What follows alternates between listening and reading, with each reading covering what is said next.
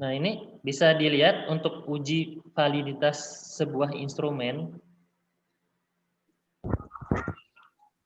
Bisa ya? Kecil. Kecil, saya perbesar ya. Dapat perbesar. Bisa dilihat? Dikit lagi, Pak. Ya, siap. Cukup ya?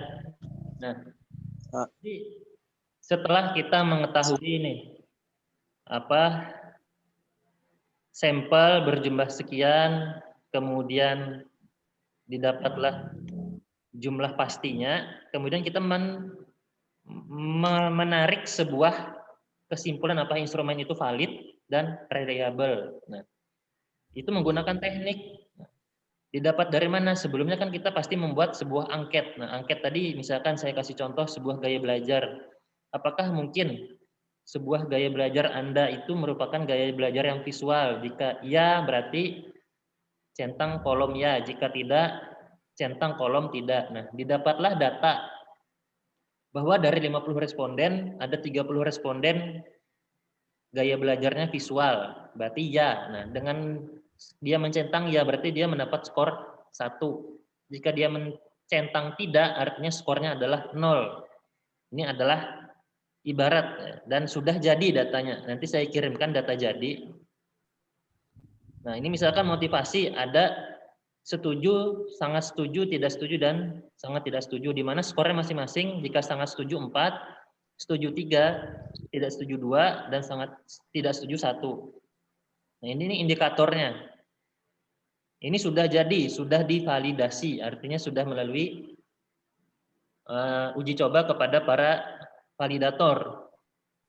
Hasil belajar dari mana? Misalkan hasil belajar itu menggunakan kartu hasil studi. Nah, sekarang kita fokus ke uji validitas dan reliabilitas. Validitas itu artinya gini, kita punya instrumen, instrumen itu valid. Kalian kan tahu maksud dari valid. Valid itu baku, utuh. Artinya dia ajak. Valid itu bisa mengukur apa yang mestinya diukur. Misalkan, sebuah penggaris itu dikatakan valid. Artinya dia sudah baku. 1 cm maka panjangnya 10 mm. Itu valid. Tapi dalam instrumen itu harus diuji valid ini dengan menggunakan hitungan atau software. Jika menggunakan hitungan, cara uji validitas adalah dia jika menggunakan kepercayaan berapa, misalkan contohlah 95%, artinya tingkat signifikansinya adalah 0,05. Nah, maka jika dia melebihi 0,202 itu didapat dari tabel, maka dia dikatakan valid instrumen. Tapi jika di bawah 0,202 maka itu tidak valid. Nah, bagaimana untuk pernyataan yang tidak valid? Maka harus kita hapus atau kita hilangkan. Jadi misalkan kalian sudah membuat 10 pernyataan, ternyata ada 2 pernyataan tidak valid, maka sisa 8 pernyataan. Maka dari itu dibuat sebanyak mungkin pernyataan, karena tidak mungkin semua pernyataan itu valid. Kemudian apa yang dimaksud dengan reliable? Ada yang tahu? Reliable. Reliabilitas itu maksudnya gini. Jika kita punya sebuah HP, handphone, anggaplah Android smartphone. Nah, Android ini bisa dipakai dari tahun 2010 sampai 2030, masih sesuai zamannya atau mengikuti fitur-fitur selama 20 tahun itu. Nah, artinya reliable itu teruji akan waktu. Artinya sebuah instrumen itu bisa digunakan berkali-kali di waktu yang berbeda, bisa jadi tahun besok, bisa jadi tahun besok, selama itu masih reliable atau pantas digunakan. Nah, itu dimaksud dengan apakah instrumen itu reliable atau tidak. Jadi dibedakan antara valid dan reliable. Valid itu artinya mengukur apa yang mestinya diukur. Kalau reliable itu bisa digunakan selama itu masih kalau makanan itu masih belum expired, artinya masih up to date. Itu. Bagaimana cara uji reliable? Bisa menggunakan software, bisa menggunakan hitungan. Kalau hitungan ini rumusnya. Misalkan ada banyak butir pertanyaan, sama. Misalkan kita membuat 20 butir, maka dimasukkan 20 per 20 dikurang 1, tutup kurung 1, sigma. Sigma tau kuadrat B itu maksudnya adalah jumlah varian. Artinya gini, jumlah varian itu beda ya. Jumlah varian pernyataan itu misalkan ini. Nah, ini kan ada motivasi ekstrinsik, kemudian ada motivasi intrinsik. Artinya ada dua varian. Nah, nanti didapat, silakan dihitung. Tapi di sini tidak diminta menghitung karena sudah dihitung menggunakan software. Nah, bagaimana teknis analisis data? Ini pembahasan yang terakhir. Setelah valid, kemudian reliable, kita menguji analisis datanya tadi. Kebanyakan orang kan habis neliti dapat angka, bingung mau diapain, bingung menerjemahkannya seperti apa. Nah, ini tugasnya di sini. Misalkan dari hasil skor tadi ada sangat tinggi, tinggi, rendah, sangat rendah. Nah, ini adalah kriteria penilaian. Nah, apa saja yang kita uji dalam menganalisis sebuah data itu pada umumnya ada 3, yaitu uji normalitas, uji linearitas, dan uji multikolinearitas. Uji normalitas itu apa tujuannya? Untuk menguji data itu normal atau enggak. Data normal itu artinya gini, misalkan dari 10 responden, padahal pernyataannya misalkan ya, apakah Anda suka bakso? Pasti jawaban orang rata-rata iya kan. Nah, mungkin ada beberapa yang jawab tidak. Nah, itu artinya data itu bisa dikatakan tidak normal. Kan kalau dipikir-pikir, ini diukur pun pasti jawabannya 50% dianggap ya. Karena siapa yang tidak suka dengan bakso gitu. Nah, jadi penting untuk menguji sebuah data itu normal atau tidak. Bisa jadi kan responden itu ngawur jawabnya. Karena nggak dapat permen, nggak dapat coklat, nggak dapat minuman, ngisi kuis siang-siang, hawa panas. Kemudian dia asal jawab. Nah, itu bisa menjadikan data itu tidak normal. Nah, maka penting untuk menguji normalitas. Nah, bagaimana uji normalitas? Itu tadi saya upload di link Google masing-masing di Google Classroom menggunakan uji Kolmogorov. Jadi ada 2.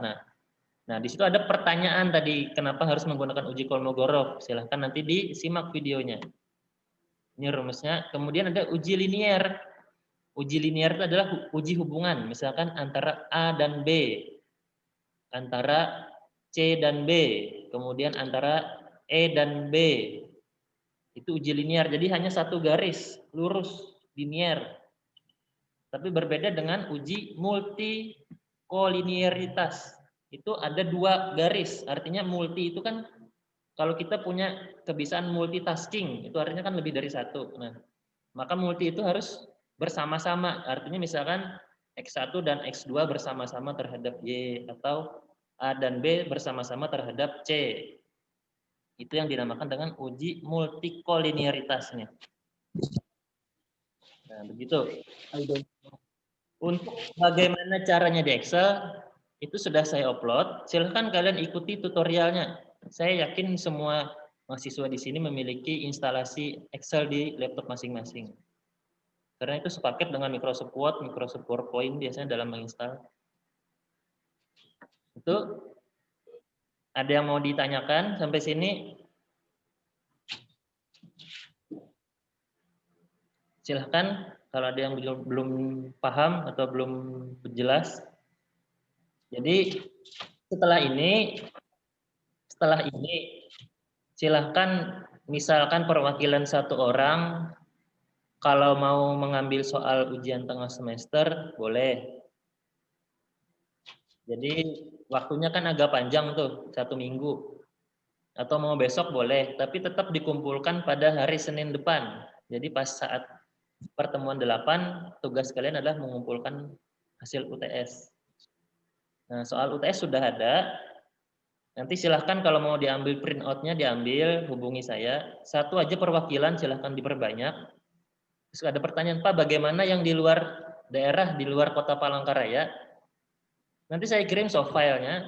Nah, kalian tulis, kemudian usahakan kalian scan ulang, kalian kirim kalau di luar daerah.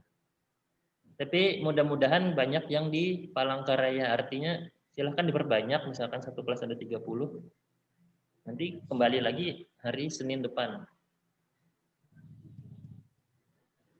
Ada yang ditanyakan, jadi untuk materi kita sampai dari awal sampai akhir itu yang pertama kita tahu populasi. Kemudian dari populasi itu bagaimana kita menarik sebuah sampel. Dari sampel itu kita bisa tahu instrumen yang pas untuk mengukur variabel ini apa. Misalkan tadi saya kasih contoh motivasi belajar, instrumen yang pas apa itu disusun. Nah, bagaimana menyusun instrumen itu di mata kuliah metodologi pendidikan, metodologi penelitian. Tidak kita singgung di statistik. Tapi nanti ada software atau soft file maksud saya yang saya kirimkan untuk kalian menelaah instrumen itu. Nah, sudah dapat data. Nah, disinilah tugas kita. Kita dari data itu kita uji apakah sudah valid yang pertama. Yang kedua apakah sudah reliable. Jika iya, maka kita lanjutkan dengan uji normalitas, kita lanjutkan dengan uji linearitas dan uji multikolinearitas. Selesai. Nanti baru dapat kesimpulan. Begitu. Silahkan kalau mau ada yang nanya. Mumpung masih ada waktu. Izin tanya, Pak. Ya, silahkan Ahmad Rijali. Mengenai tugas, Pak. Kan tadi yang di Palangkaraya kan bisa ngambil print out-nya di tempat Bapak. Ya. Nanti untuk pembuatannya itu juga dalam bentuk print out juga, dalam bentuk fisik juga kah atau di scan aja? Silahkan kalau kalian tidak keberatan untuk dalam bentuk fisik, itu lebih gampang karena di akhir semester itu biasanya bagian fakultas minta bukti print out. Nah, jika kalian tidak keberatan, di print out di bukti fisiknya. Jadi saya ada fisiknya. Tapi kalau di luar daerah saya maklumi, tapi yang di Palangkaraya diusahakan ada bentuk fisiknya. Sebisa mungkin.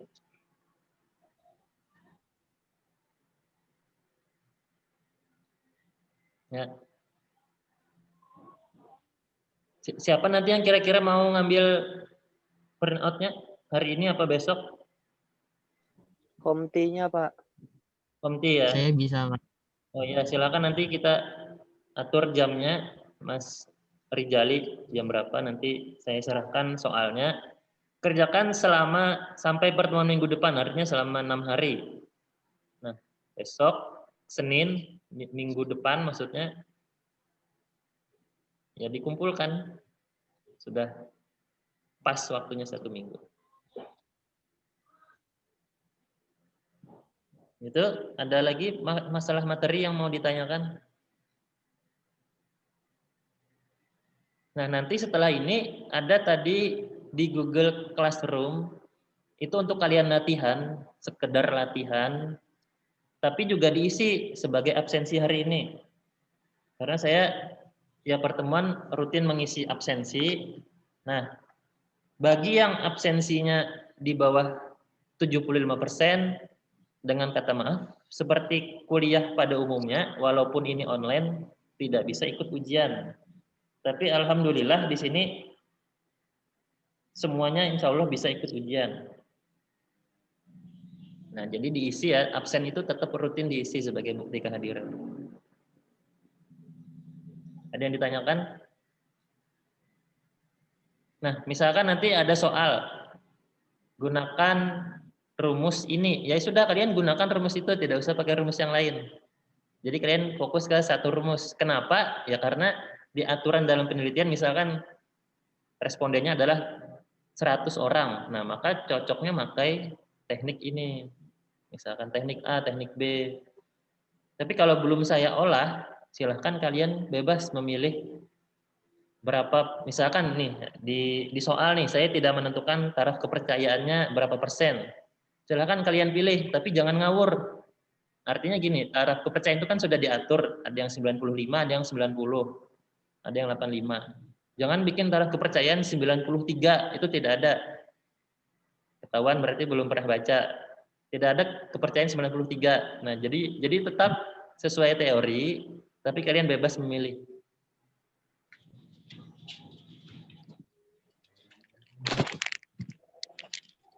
Ada yang mau didiskusikan lagi?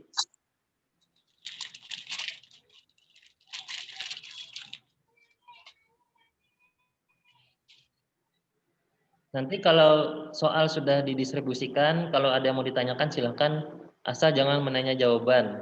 Kalau ada soal yang belum jelas, Pak, saya belum tahu maksud soal nomor sekian, silahkan ditanya. Iya, Pak. Ya.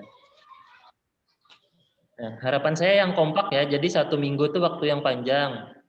Ya, walaupun ada waktu libur, kalian bisa sambil apalah di kos di rumah. Jadi 1 minggu tuh waktu yang panjang. Harapan saya disiplin. Hari Senin depan kompak, semua sudah dikumpul. Jangan yang ada minta, Pak, maaf saya 1 minggu liburan jadi lupa ngerjakan. Nah, janganlah. Sudah lama 1 minggu. Itu ya. Ada lagi yang ditanyakan?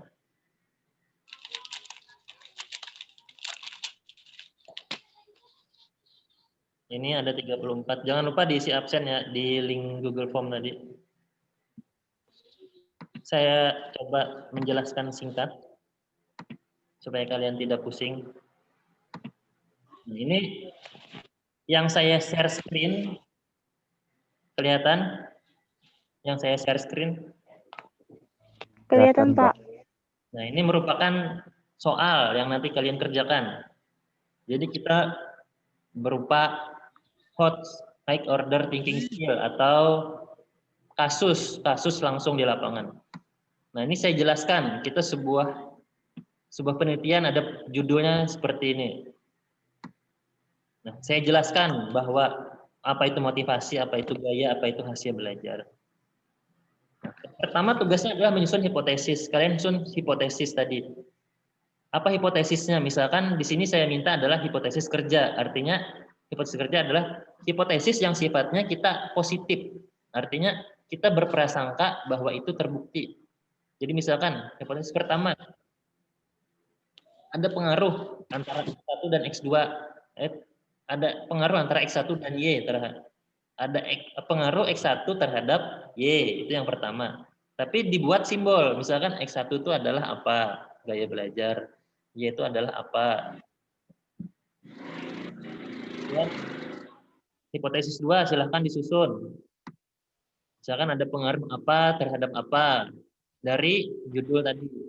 Hipotesis 3 apa terhadap apa? Nah, kemudian silakan nanti ditulis tangan nih. Ditulis tangan. Nah, kemudian jenis penelitian saya jelaskan sudah di sini. Nah, tujuannya apa? Agar kalian bisa menyusun populasi. Nah, populasi di sini jangan banyak-banyak. Cukup 3 kelas kalian ambil, misalkan kelas E, kelas F, dan kelas D. Banyak mahasiswa berapa? Silahkan dicari tahu. Artinya nanti akan ada kemungkinan total mahasiswa ini bisa mendekati 100, bisa lebih dari 100. Ya. Nah, nanti ini saya kirimkan hasil output datanya. Tapi ini kalian isi nanti sendiri. Sampel, nah sudah saya gunakan rumus Ishak dan Michael. Kemudian tarikan sampelnya berapa per masing-masing kelas. Tolong dicari. Kemudian variabel. Nah, ini yang penting. Kerangka pikir. Jadi kalian menyusun kerangka pikirnya apa di kolom 1, apa di kolom 2. Dari garisnya itu apa dengan apa, atau diisi apa dari hubungan itu, dari regresi garisnya itu. Bisa kalian tulis simbol, tapi silakan ditulis simbol, tidak usah kalimat. Kemudian diisi keterangannya kalau sudah mengisi. Selanjutnya instrumen, tadi sudah saya sampaikan, instrumen ini sudah saya olah, sudah jadi, tinggal kita analisis. Bagaimana cara menganalisisnya? Nah, kita uji validitasnya. Diisi nih. Validitas tadi apa? Sudah saya sampaikan. Ini pengertiannya. Dan reliabilitas itu apa? Diisi. Kemudian validitas instrumen itu ini, caranya seperti ini. Nanti diisi titik-titiknya. Nah, teknik analisis data kita pertama menggunakan uji normalitas. Di situ ada tutorial menggunakan Excel. Itu sangat gampang, 5 menit selesai. Nah, silahkan kalian tidak usah mengisi di uji normalitas. Hasil Excel tadi kalian print screen di keyboard. Kemudian kalian paste di Microsoft Word. Kalian print out hasilnya, hasil dari uji normalitas.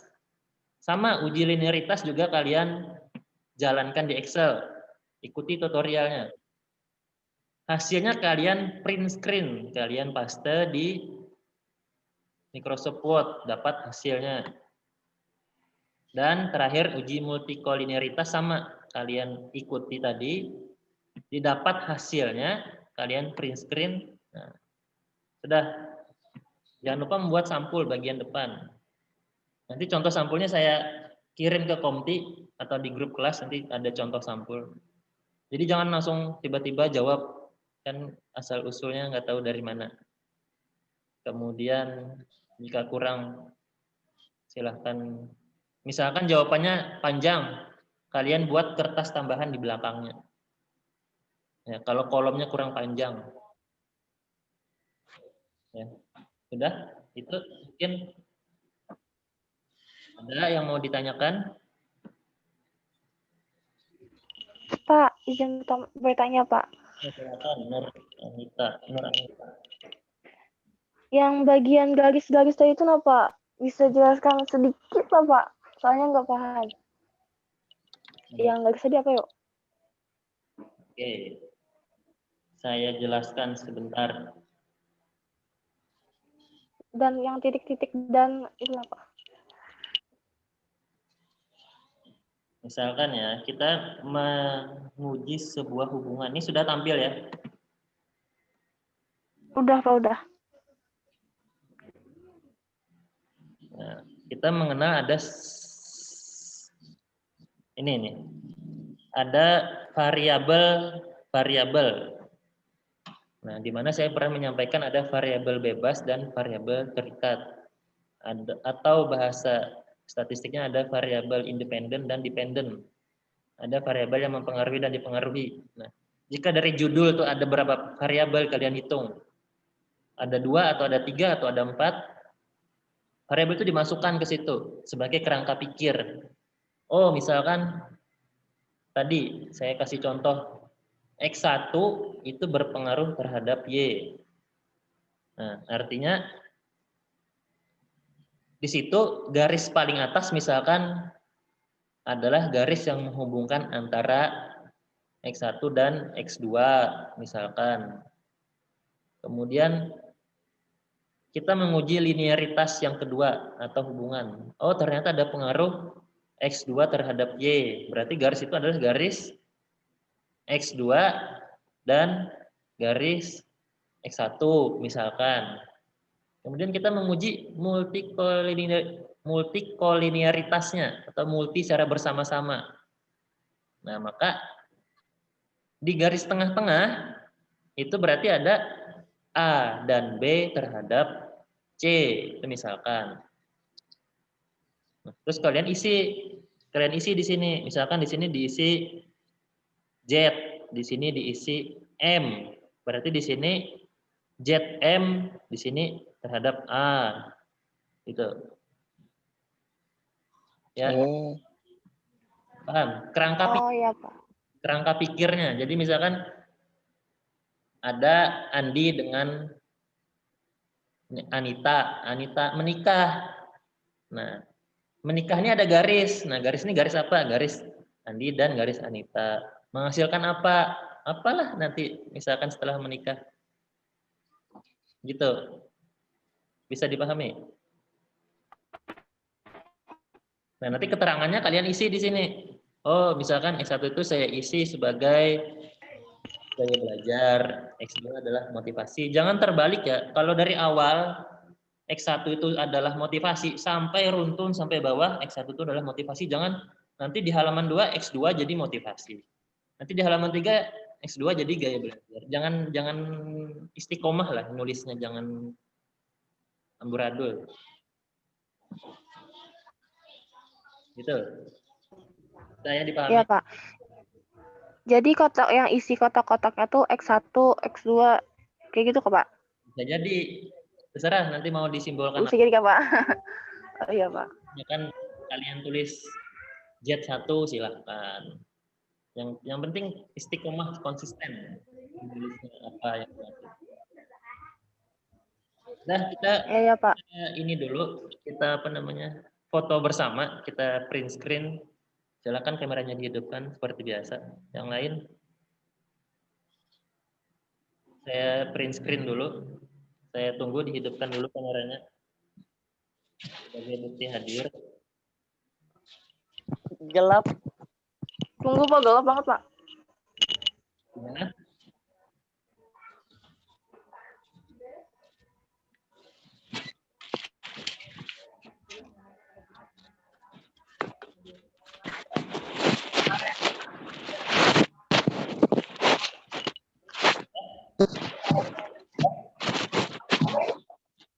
Oke, ini ada 2 halaman. Halaman yang pertama dulu saya print screen. 1, 2, 3. Oke, sekarang saya print screen halaman yang kedua. Halaman kedua ada kamera yang belum aktif ya sudah. 1, 2, 3. Terima kasih. Ya, sudah Bapak print screen. Ya, habis ini diakses Google Classroom-nya tadi. Karena di situ ada penjelasan bagaimana menguji linearitas, normalitas, dan multicol menggunakan Excel. Ya, sudah, berarti kalian sudah hadir di pertemuan 7. Sisanya UTS. Ya, tetap semangat belajar untuk menuntut ilmu. Terima kasih pagi-pagi mungkin sudah mandi, sudah sarapan, mungkin ada juga yang belum. Jangan lupa sarapan, karena sarapan itu penting. Ya, sudah? Ada yang ditanyakan? Ini meetingnya mau habis, 40 menit. Cukup? Cukup ya? Nanti silakan ya ditanyakan ke komtinya, soalnya saya serahkan ke komti. Terima kasih sebelumnya, tetap sehat selalu, tetap istiqomah ibadah, tetap istiqomah menuntut ilmu. Semoga apa yang kita pelajari hari ini berkah, bermanfaat. Amin. Assalamualaikum warahmatullahi wabarakatuh. Waalaikumsalam warahmatullahi Waalaikumsalam wabarakatuh. warahmatullahi wabarakatuh.